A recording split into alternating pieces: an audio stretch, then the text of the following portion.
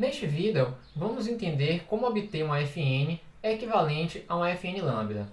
Seja uma fn lambda, nós desejamos obter uma fn equivalente, ou seja, uma fn sem transições lambda.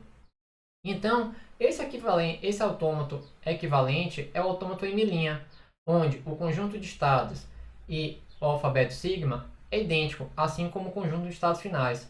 Porém, a mudança ocorre justamente no conjunto de estados finais.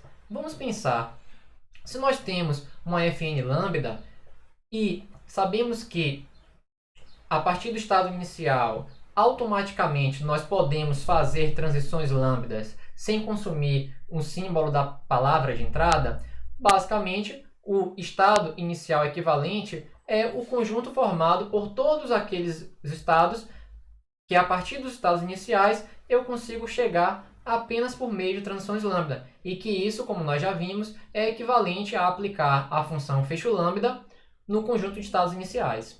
E como então fica a função de transição? Dado um estado E, um símbolo A, aplicar a função de transição é igual a aplicar a função de transição original do meu AFN lambda, e então eu vou me dirigir para vários estados. A partir daí, eu justamente vou remover as transições lambda. Como assim remover? Suponha que de E para A eu vá para os estados I e J.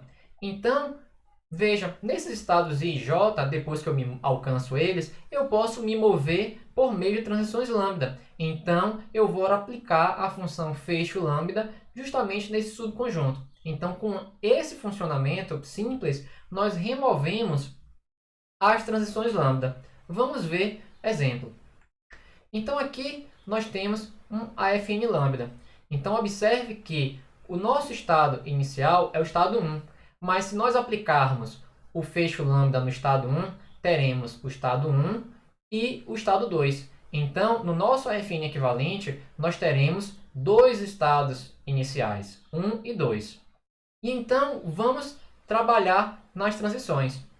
Estado 1, lendo 1, ele me leva para o estado 3. Mas devemos lembrar que desse estado pode ser possível alcançar outros estados por meio de transição lambda. Então, qual é o fecho lambda de 3? 3 e apenas 3. Então, 1 lendo 3 é 3.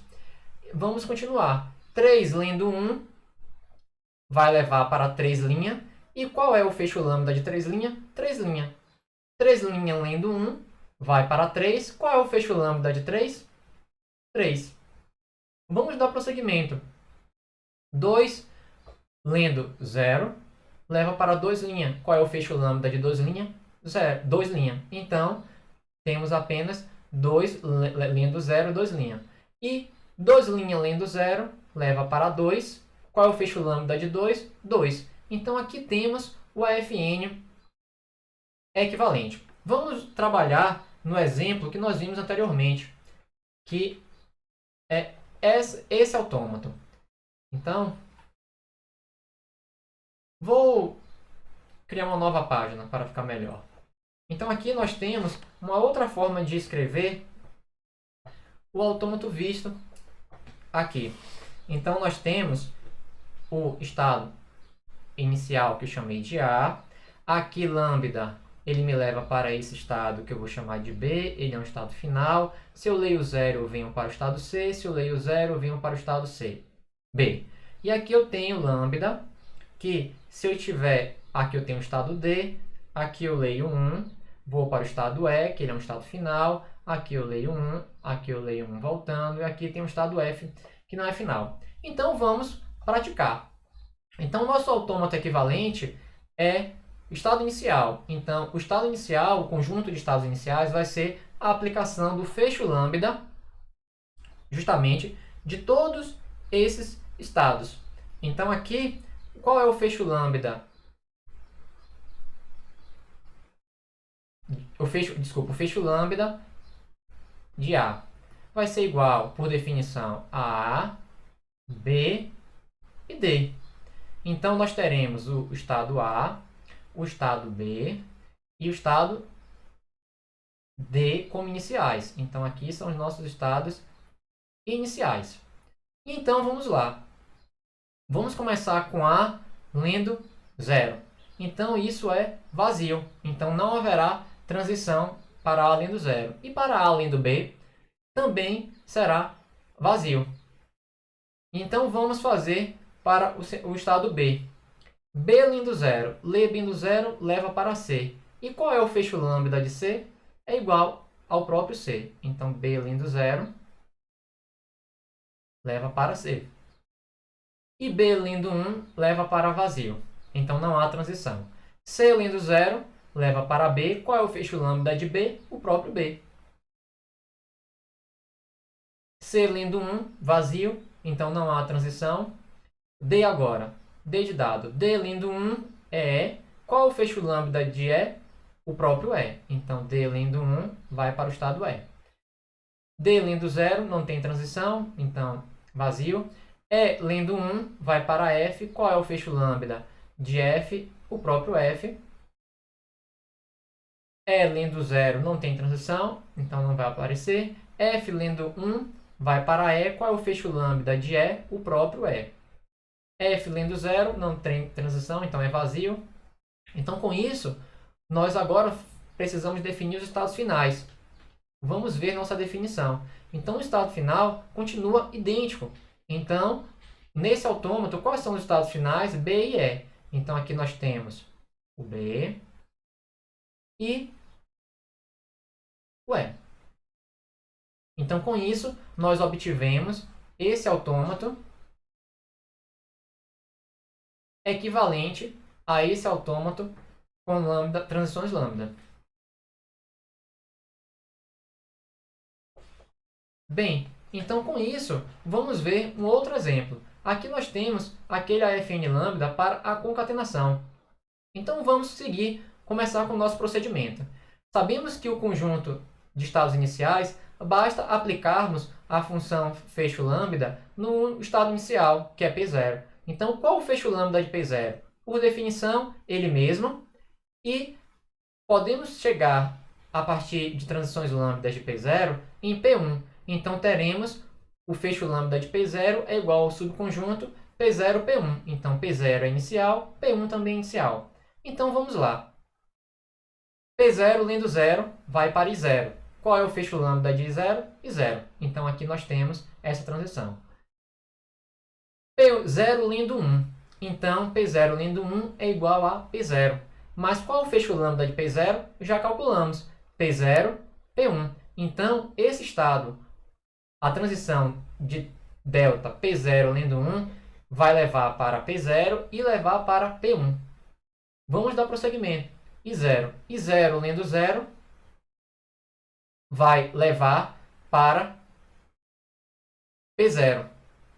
E então, fecho lambda de P0 é igual a P0, P1. Então, olha que interessante. Então, teremos uma transição de 0 para P0 e de 0 para P1.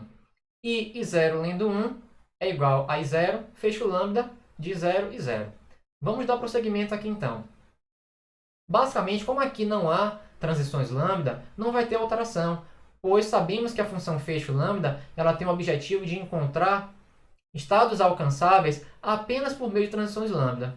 Então, com isso, nós finalizamos esse outro exemplo.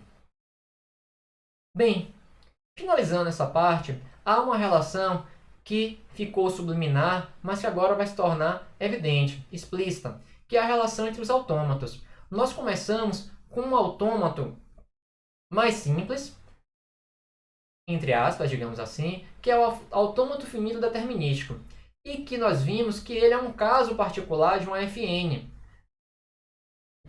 E de um AFN, nós estendemos ele para um AFN com lambda, transições lambda, e que, por sua vez, é um caso especial de um AFN estendido. Lembrando que um AFN estendido, ele permite fazer transições sobre palavras. E lambda é um tipo, é uma palavra. Então, dessa forma, voltando, nós sabemos que um AFNE pode ser transformado em um AFN lambda, que por sua vez pode ser transformado em um AFN, que por sua vez pode ser transformado em um AFD.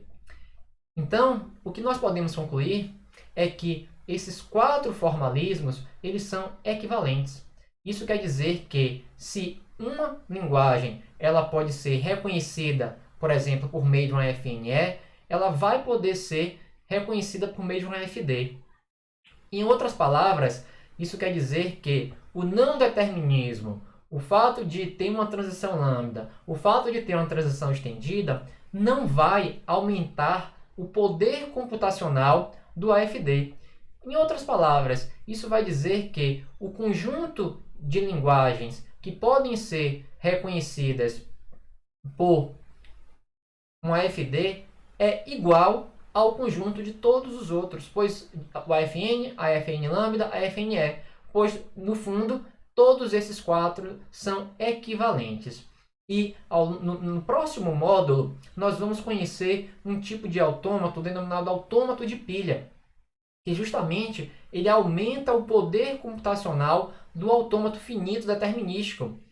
E antecipando, lá nós vamos ter uma pilha, uma memória que vai poder ser manipulada. Um exemplo de uma linguagem que não pode ser reconhecida por uma FD e nem por uma FN, por uma FN lambda ou uma FNE é a linguagem ANBN. Muito obrigado!